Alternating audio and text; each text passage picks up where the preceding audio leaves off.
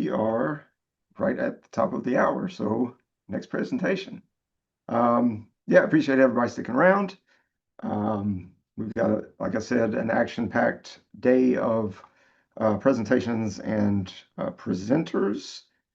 But I want to just share screen real quick and kind of remind us, and we do this for every presentation, right? And remind us of the ground rules of what we're doing here, why we're here, what it all means, as it were. So a reminder that Accelerant Research is research agency, not an event planning or conference hosting outfit. So the content may not be as polished, maybe a little more raw, but again, I kind of like it that way. A little more authenticity, just like I said, research nerds getting together and talking shop. So, I guess ground rule number one that we've been operating by is we are at the mercy of tech. Should there be any glitches throughout the day, should somebody's Wi-Fi go out or construction, I've got some construction going on outside, and if that gets loud, hopefully it doesn't. But just bear with us, right? We'll do our best to persevere, as it were. And in the case of the next presentation, we are also at the mercy of life in general. So we had another new presenter who was planning to take part today, but life kind of got in the way with that, had a family emergency and had to drop at the last minute. Shit happens, right? So I am going to be stepping in for this next presentation. And I'm going to warn everyone that I learned of the need to find us a new presenter. Let's see, very early this morning. So, this is certainly not going to be a very, very polished presentation. I'd like, honestly, for it to be a bit on the interactive side. I'm seeing actually a question come in from Joni. I don't know if it was covered in the last, but will it be possible to get decks? Yes, we are asking all presenters to share their presentation decks as well as the video archive for them. Some companies allow it. Some corporations have privacy rules that prevent it. But those who can, we will definitely make those available for download. Let's see, my presentation, as I mentioned, it's kind of put together quickly, but I think it's a topic that is important today. So I'd really love for everyone to weigh in, to give me your own experiences and feedback. But what I want to talk about is maintaining participant quality in the age of AI. So like I said, I've got a handful of slides that I've very quickly put together, but for the most part, I'd kind of like for this to be a bit of a conversation. So to the extent possible, in the chat, if you're on YouTube, if you're in Zoom, just drop questions, drop comments, tell me about your own experiences. I kind of want to make this as interactive as possible. Again, this is a bit of a space filler, but I think we can actually make this pretty engaging and fun if we're not careful. So here we are. A year ago, the 1 year anniversary is almost upon us for all who celebrate of the Department of Justice basically dropping an indictment on a research agency or research ops provider, panel provider, for being fraudulent. And that's certainly not a good thing. There was a big buzz around this time last year around that. I think many of us can recall it. But it really got the conversation. I think it's something that, if you've been in research for any number of years, you've kind of noticed the slippage, as it were, of participant quality. That's kind of what I want to talk about throughout this whole endeavor of mine. And AI and its emergence and kind of how it's making for some really great strides in what we can do as researchers, some of the analysis and output that we can put together. But it's also, the platformatization of research is kind of also starting to create some separation between, or more separation between, the researcher or the research recipient and the participant themselves. And sometimes, when that separation is created, that can be a bad thing, right?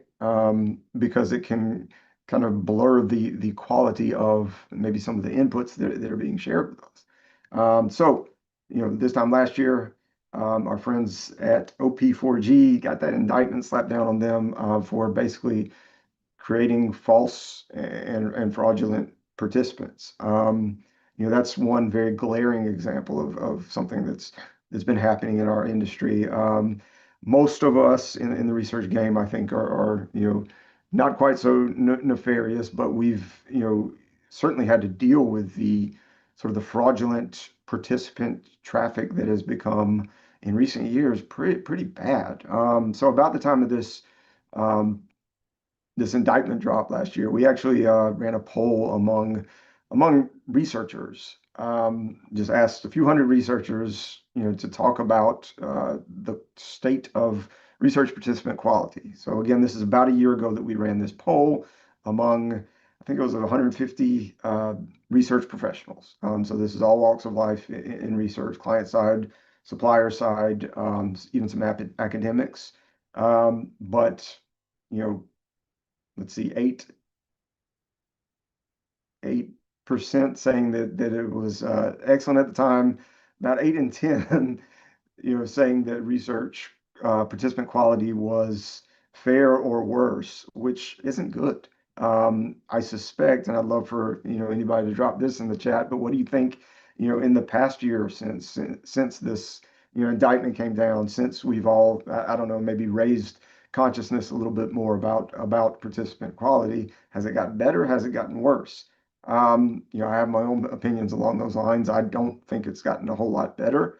Um, this is giving rise to things like synthetic sample, for example. This is, in some cases, an exciting innovation, but in other cases, it's being created because we're having a lot of trouble sourcing participants to even take part in the research, which certainly isn't good for our ability to leverage or use all these cool AI platforms that are popping up and new methodologies that are in existence to help us be better researchers, right? So again, last year, we also asked about just over the course of the past year and the past several years, has participant quality, gotten better, stayed the same, or declined? And overwhelmingly, especially in years past, it's pretty grim picture, honestly.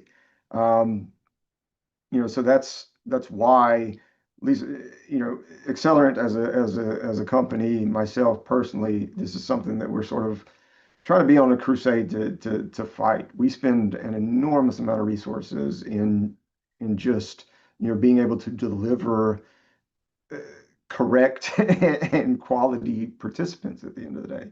And that's kind of sad, but that's when I began certainly my research career, I didn't really envision having to spend so much time and resources on just quality checking and participant quality.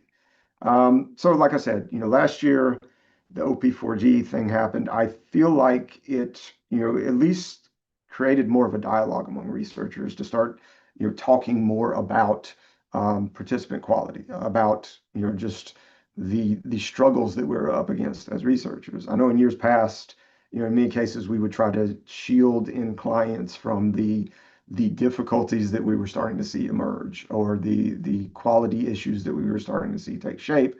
I think last year it really sort of opened up the opportunity for us to just start talking about this in more real terms and talk about the danger that we're all in with regard to making sure that we're delivering high quality research. Um, but I think we kind of so that narrative, that dialogue that took shape has certainly, I think it's kind of faded a bit. I don't feel like we're talking as much about that. And I think that's because of this AI thing that is just blowing up. And in a good way, again, more ability to get to market with research faster, do so less expensively. Um, these are all really good things, but again, I think it's something that is sort of pushing us away to a certain extent from the focus on making sure that that raw material of research, the research participant, is genuine, is of a high quality. like I say, you can have all the snazzy analytics and automated moderating for qual research that you like. Um, but if those inputs aren't strong, if you're not feeding high quality participants into your research, then what good are these the snazzy analyses, as it were, right? So I think what it's made researchers sort of settle into and become is um, like fraud detectives. We have to watch out for and certainly be more scrutinizing of um, the data that we are ultimately in charge of delivering to end clients and those who are making decisions based on what it is that we're doing. Um, in quant research, even in qual research, what methods do we go about for instilling quality checks, right? There are lots of different ways to do it. I mean, you got things like digital fingerprinting, things like just automation of, and there have been a lot of services that are popping up to help with sort of the automation of deflecting or shielding our research studies from bad actors of all different kinds, right? There's a lot of automated ways of doing this, but the poor traffic, the poor participants, kind of can still make their way through some of these defense mechanisms that we have in place. If you are employing, any one method, you're probably missing out on a lot of bad participant shielding that's in existence. Unfortunately, this is a very sort of multifaceted, um, multimodal approach that must be taken to make sure that, again, that our final data are sound. Um, so we have here at Accelerant what we call our cheater Hall of Fame. So we do, like I said, we do a whole lot of participant quality checks of making sure that ultimately we what we're delivering is of a high quality, is genuine research participants taking part in real research. But in doing so, we spend a lot of time, we spend a lot of resources, but we'll often kind of flag some of the ones that are just terrible. There's some bad ones out there, and I'd love if you can in the chat, as I'm walking through a few examples, I'd love for you to drop some of your own. What have you experienced that has just been off the wall in terms of poor quality participants in terms of folks potentially cheating their way in or trying to infiltrate your research, making your life much more difficult. I will say that your AI has been great for us as researchers. It's opening up a whole new world of analytics. It's opening up a whole new world of possibilities for us to, get better insights to market quicker. But it's also opened up a lot of opportunity, AI, to the participants who are maybe nefarious and kind of cheating their way into the research that we're conducting. So AI great for us as researchers, but also for the participants trying to cheat, right? It's just making our lives more difficult from that standpoint. So anyway, I'll share a few, but again, would love in the chat if y'all would drop a few of your own examples, and we can kind of just talk through them and spitball. Also, by the way, the gift that I'm showing here, I don't know if anybody recalls this show from, I think it was early 2000s, Cheaters. This is back in the early days of reality TV. Pretty terrible production quality, but just some awful trash TV that I highly recommend if anybody hasn't seen it. Let's see here. So I'm going to pull up a couple of examples if I can.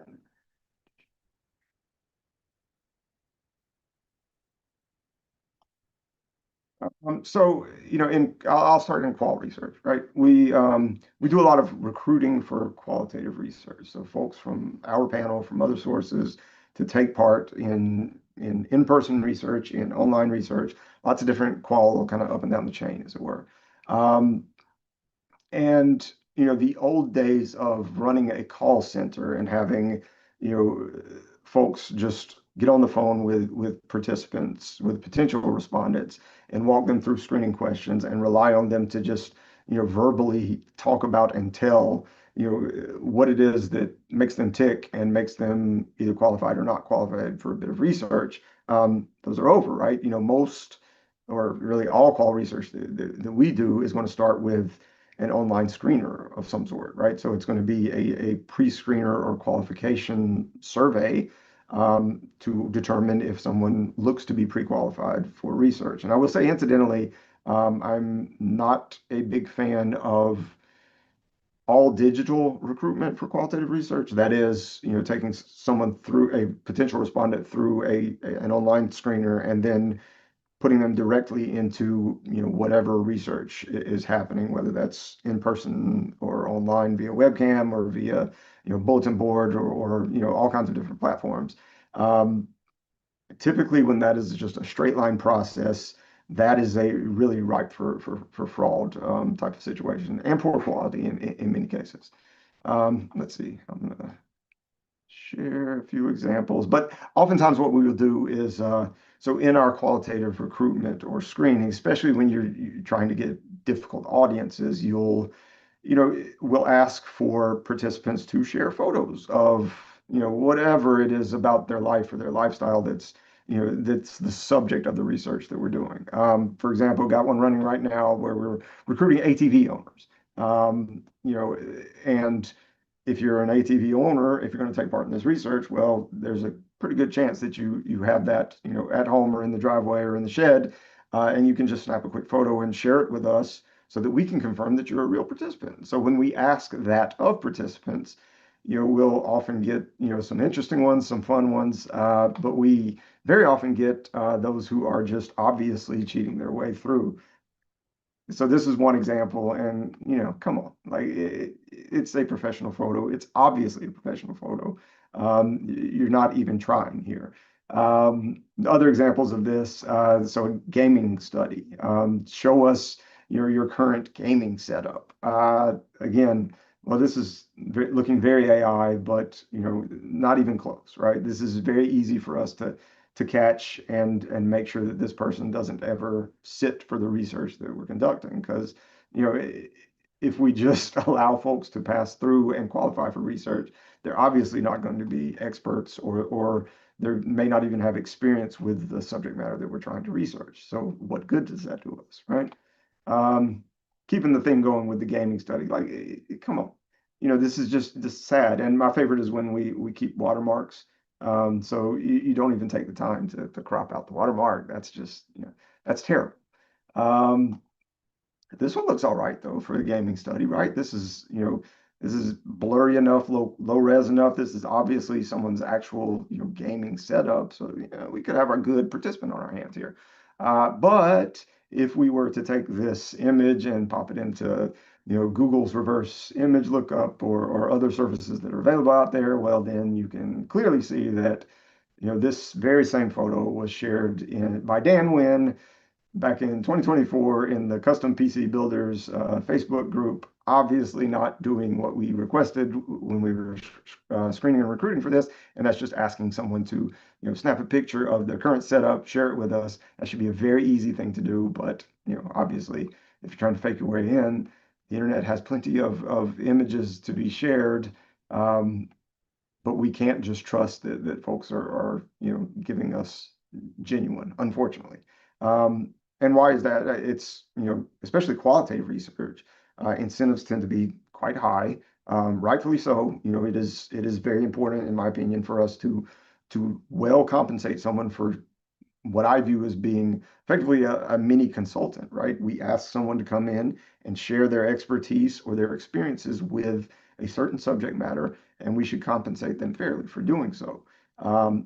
But you've got the cheaters out there who that is a very attractive and honestly, as researchers, if we don't have our guard up, and in recent years we have definitely not had our guard up, it makes it a very attractive place to cheat and make a quick buck.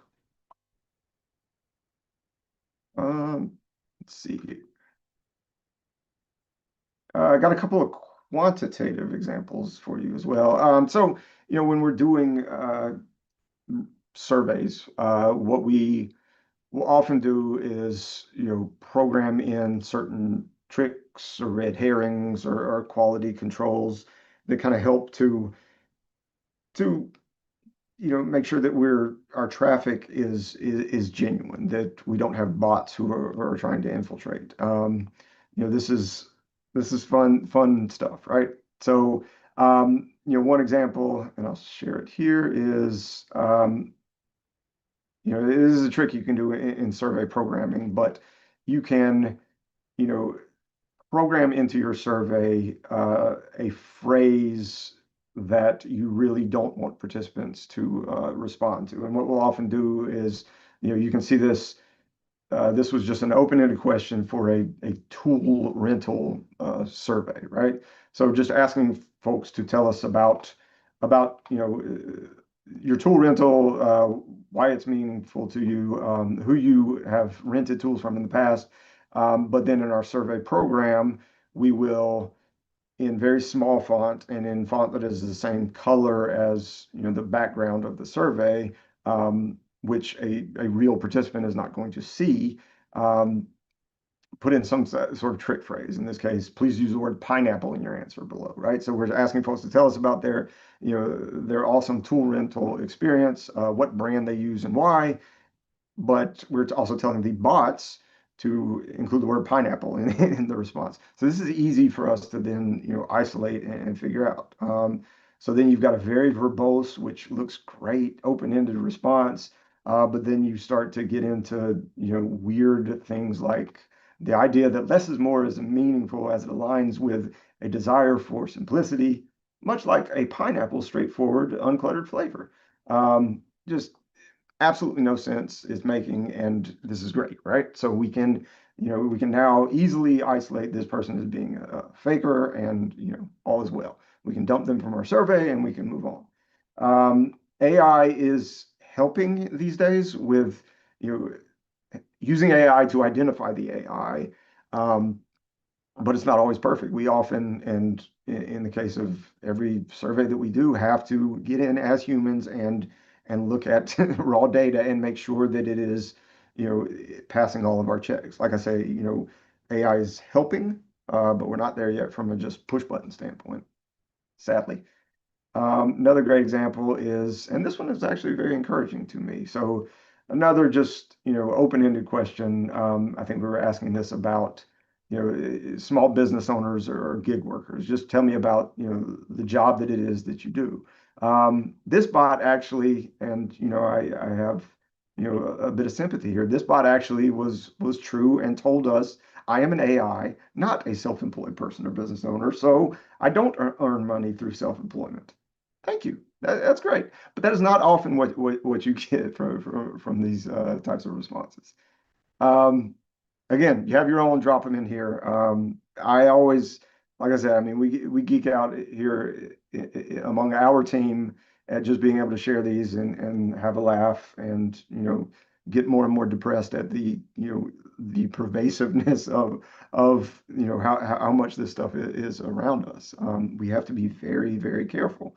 Um, let's see, I'm trying to think of, I actually got some in-person research or non-researcher uh, cheating examples that I can share as well. One was actually managing a big customer sat and NPS tracking survey for a big box retailer. So this was, obviously, so receipt prints at store, you make a purchase at checkout and receipt prints, and you get your invitation to take part in the NPS research survey, the results of which are used, as they are in many cases, to incent store managers, district managers, even folks at corporate. So, very important bit of research, very widespread, collecting, thousands of research completes, going down to the store level, being able to assess and compare, stores, one store versus the next.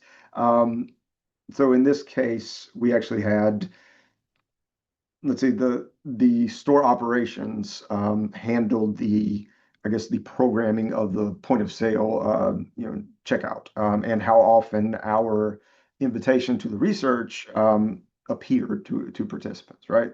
So it was pretty simple programming that they employed, and that was just basically every nth checkout is going to result in a printed invitation to take part.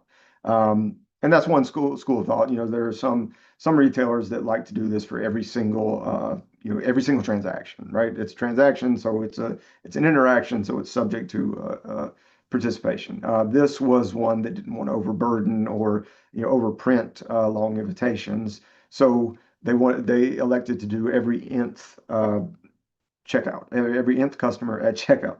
So again, I mentioned store manager bonuses based on the results of this research.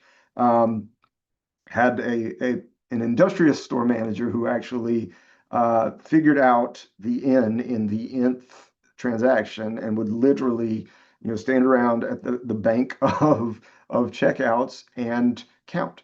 So count customers and count receipts and would know when the next customer sat tracker invitation would come out and would personally, walk over to hang out with that customer, give them the treatment and inflate their numbers to inflate that end of year bonus. So cheating can come in all different forms, shapes, sizes, and it's our job as the researchers to try our best to infiltrate. So much fun. I'm just going to pop over to the chat real quick, and I'm going to see if anyone is dropping any. So yeah, examples of your own, definitely feel free to share those. Otherwise, I'll just kind of keep rambling.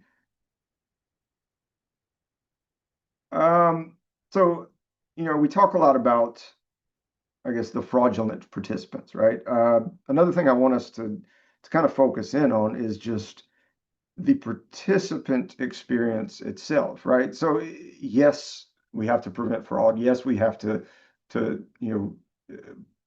take care of, clean out, and screen for the bad actors. But, at the end of the day, we are conducting research among consumers, among B2B professionals, and we are talking to real people and they are taking part in the research. And there is, in all of our efforts uh, to clean out the bad, there is a lot of concern, among me, among others, that the folks, the good intending folks, the folks who are wanting to take part in research, wanting to obviously get paid for sharing their opinions, but that's fine.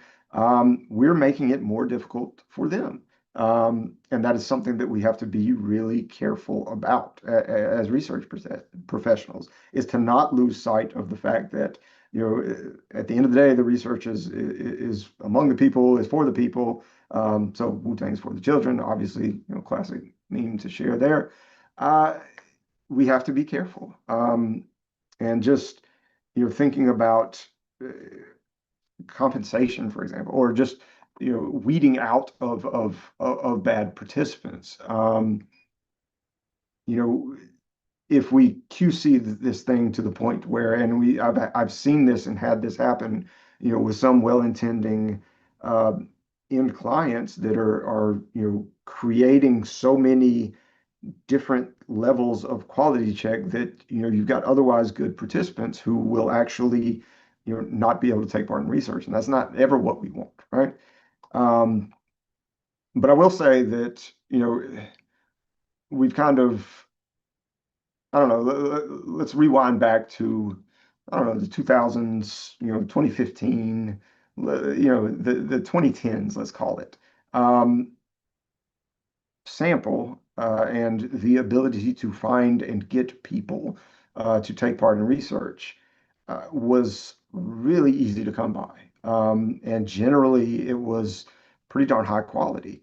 And what happened, in those years is that, that ease, that sort of what we thought was a never-ending source of traffic and sample really drove down the cost of sample.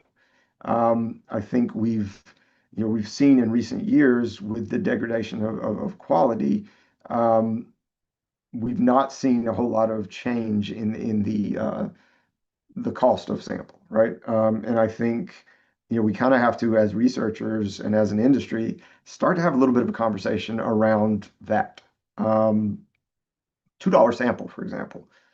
Uh, How is that possible? How can I buy for $2 or even less in many cases, a research complete among a real person to take part in my, what, 25-minute questionnaire?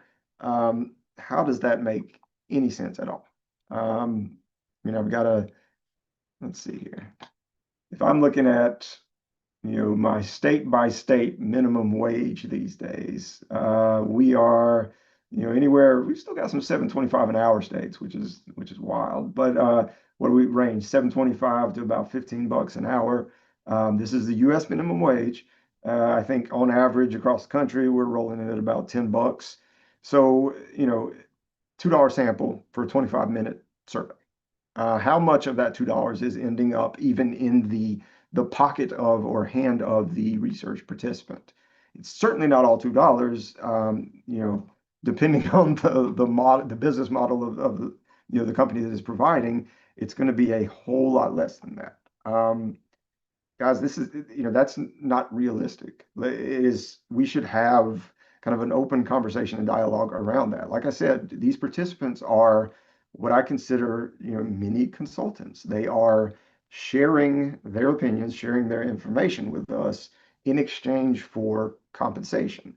Now, if that compensation is not fair, then, who are we kidding? And why should we be surprised about the fact that quality has, gone where it has in recent years?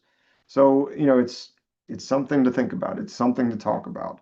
In my personal opinion and professional opinion, especially qualitative research, but even quantitative research, we've got to incent the good people better, else we continue to drive them away from panels, and all that does is, populates those panels with more and more bad actors, and the good ones are bouncing at the first, sign of being effectively exploited. If I have to rack up hours and hours of time spent on surveys in order to cash in on, some rewards that equate to, like, Chuck E. Cheese bucks. I can get the spider ring if I do, 6 hours of surveys. That's just, it's not realistic, right? And who are we fooling? Um, Something that AI and a lot of the platforms that are in existence out there, um, are touting, and kind of rightfully so, is the ability to do, qualitative research at scale. This is a phrase that we hear a lot these days. Um, but at what cost, right? Because it is becoming feasible for me as an individual to execute, a bot or AI moderated, in-depth research interview without a whole lot of effort or time, and do so at whatever scale I wish. But you know, if I am compensating fairly the people who are taking part in this research, then doing qualitative research at scale, while it's something that I can absolutely analyze and absolutely conduct, it becomes cost prohibitive to do so at a high quality level. So, these are the kind of trade-offs and, conversations that we should be having right now as researchers. Um, let's see. Questions, comments, please feel free to drop those in the chat or the Q&A. Otherwise, let's see, did I have any other things that I wanted to talk through? Like I said, this was a quickly constructed presentation. I don't even know if I would call this a presentation. This is more of just I don't know, a share out, as it were. I don't think I even have any slides left, and most of my slides are populated with really, bad memes anyway. But that's where we are as an industry, I think. I think it is super important for us to be just, open dialogue with one another, discussing these things, thinking about these things.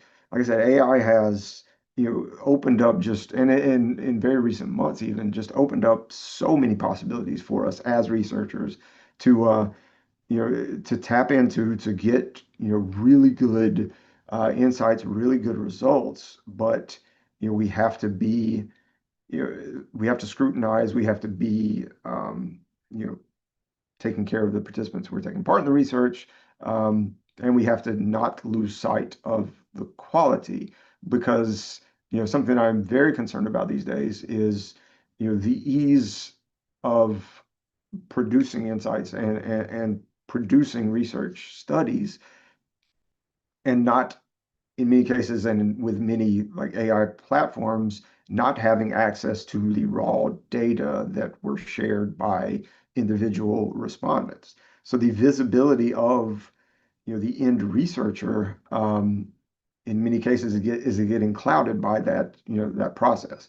Um, and that can, muddy the waters, as it were. It certainly creates less accountability for, and in many cases, the platform providers of the research or the tech that are being rolled out are not managing the participant pool anyway. They're purchasing sample from one of the take your pick sample providers out there. Um, are those sample providers, you know, having the best interest of the end client in mind, right?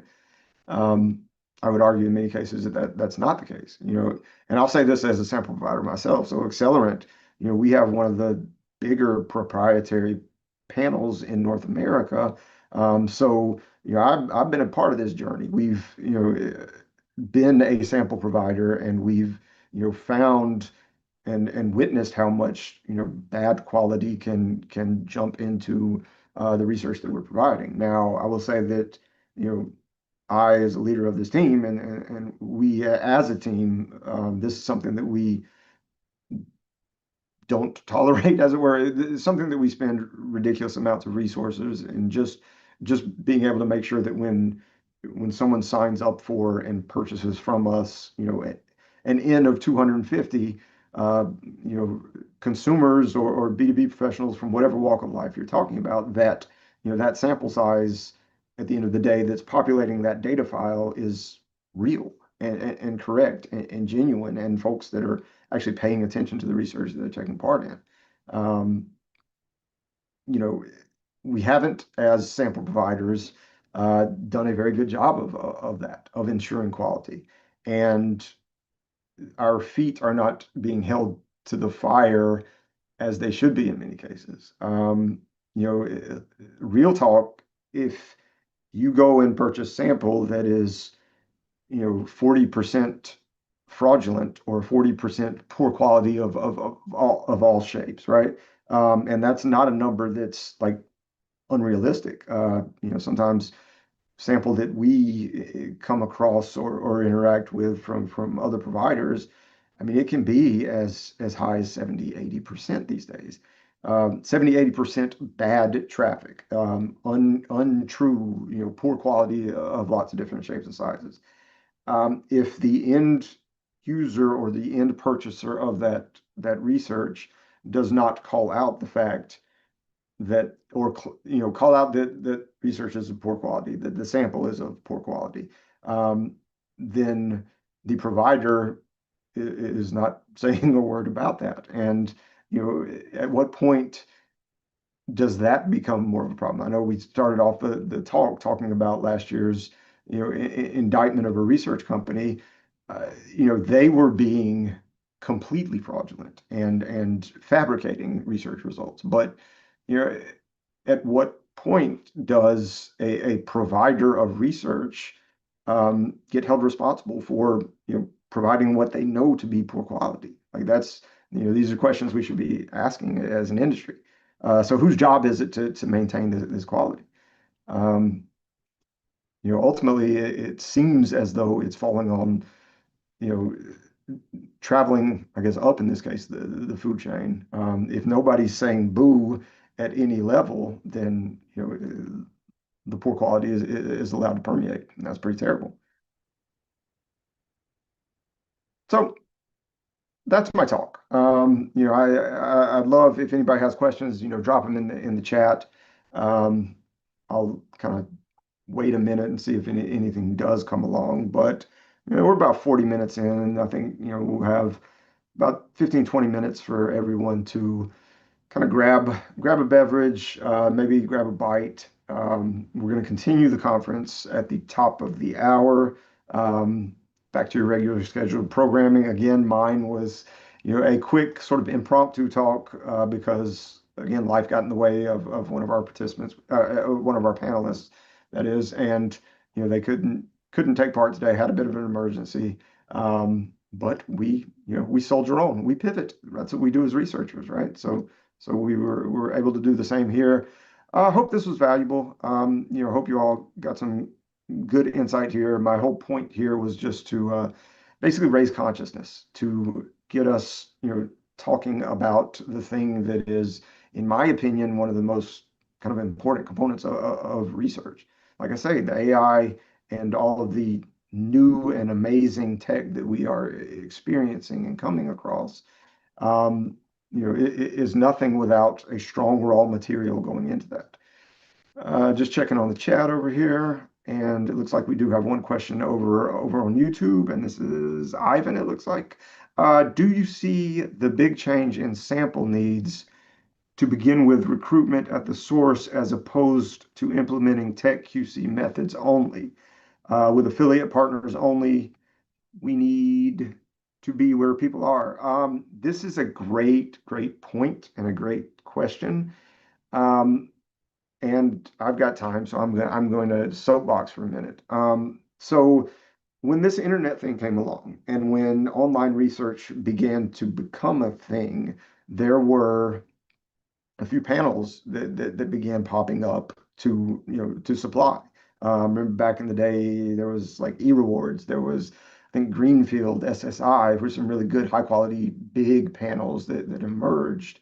And the companies that built, managed, and maintained these things did a good job of managing and ensuring quality. Um, then along came tech and the research exchange or sample exchanges, right? So now, or sample brokers, as it were, right? So rather as a researcher than go purchase sample from an eRewards or from an SSI individually, you can now go to one of these brokers that popped up, or tech platforms, and purchase sample in aggregate, and sometimes purchase sample from multiple providers to help you, mix up your populations and make your sample that much more diverse, right? And that was great. So that made it easier to purchase sample. Somewhere along the way, those folks or those companies that were maintaining these big panels and high quality panels, they started to realize that, you know, if I just, basically buy from the exchange at a wholesale rate and sell that same sample off of the exchange to my clients, I don't really have to maintain this big expensive panel asset anymore. I can just basically wholesale retail this whole game, buy and sell off the exchange, and do quite well. And they did. But what began to happen was you had effectively a waning of actual proprietary panels in existence. So we used to have a whole bunch of panels contributing to these exchanges and sample brokers, and those began to dry up. So that now, fast forward to present day, you've got a whole lot of sample that is bought and sold off the exchanges that really doesn't have a whole lot of support, and new panel growth supporting it. It's basically just this sort of spiral of bad sample over and over again. Or this is where all the bots and bad actors are beginning to and continuing to infiltrate. So long story short, to Ivan's point, how are we going to fix this? And I think that's exactly the way we fix it is by going old school with panels, and actually leaning in, and this is something that we at Accelerant are doing pretty heavily, leaning into actual panel growth and proprietary panel growth, maintaining that high quality, the care and feeding that is a part of making sure that we instill it. And it ain't easy. It is time consuming. It is expensive. It is certainly not attractive to, from a tech standpoint, because again, it's labor intensive. Now, tech is helping to again make sure that we're ensuring that quality. But it's not an easy endeavor. But I do think that that is eventually how this thing is going to be won, as it were, is just a return to actual creation of and maintaining of high quality sample. Um, it may be something that over time has to curb our expectations a little bit as research uh, panel purchasers, in that maybe an N of 3,000 at an 85 cent cost per interview is something that becomes kind of infeasible. But it's something that needs to be happening. There needs to be more source available to us. All right. I think that's it. Got about 15 minutes, like I said, till the top of the hour when our next presenter will come in. So we're going to go dark for a few minutes, let you all grab a bite, get a beverage, and we will see you back here at the beginning of the hour. Thanks, everybody.